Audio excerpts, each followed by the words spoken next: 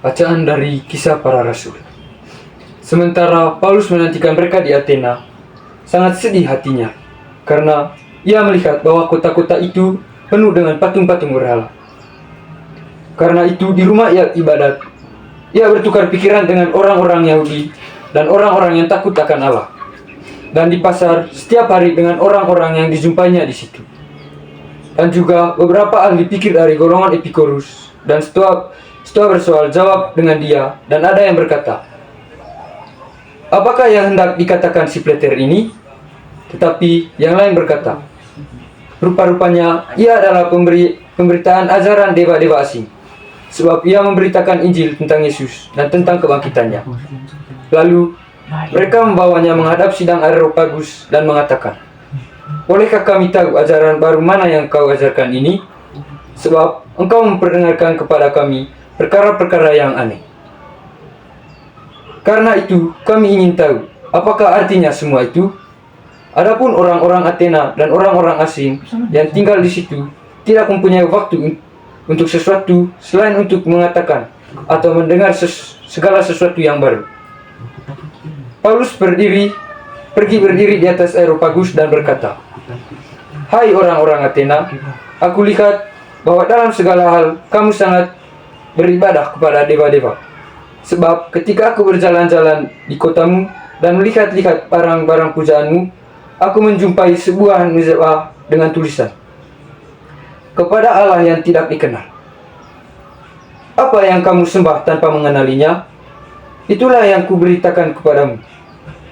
Allah yang telah menjadikan bumi dan segala isinya, Ia yang adalah Tuhan atas segala langit dan bumi, tidak diam dalam kuil-kuil buatan tangan manusia, dan juga tidak dilayani oleh tangan manusia, seolah-olah ia kekurangan apa-apa.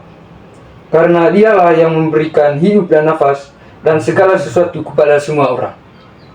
Dari suatu orang saja, ia telah menjadikan semua bangsa dan umat manusia untuk diami seluruh muka bumi, dan ia telah menentukan musim-musim bagi mereka dan batas-batas kediaman mereka, supaya mereka mencari dia dan mudah-mudahan menjamah dan menemukan dia, walaupun ia tidak jauh dari kita masing-masing.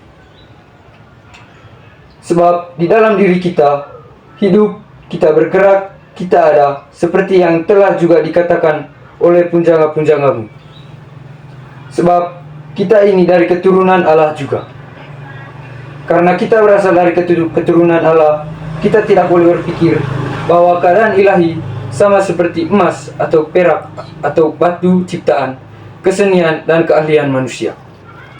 Dengan tidak memandang lagi zaman kebodohan, maka seorang Allah memberitakan kepada manusia bahwa di mana-mana semua mereka harus bertobat, karena Ia telah menetapkan suatu hari pada waktu mana Ia dengan adil akan menghakimi dunia oleh seorang yang telah ditentukannya. Sesudah Ia memberikan kepada orang-orang suatu bukti tentang hal itu dengan membangkitkan Dia dari antara orang-orang mati.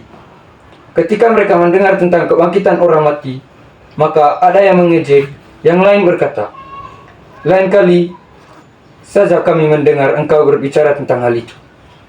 Lalu Paulus pergi meninggalkan mereka, tetapi beberapa orang laki-laki menggabungkan diri dengan dia dan menjadi percaya. Di antaranya juga Dionysius, anggota majelis Areopagus, dan seorang perempuan bernama Damaris, dan juga orang-orang lain yang bersama-sama dengan mereka. Demikianlah sabda Tuhan. Syukur.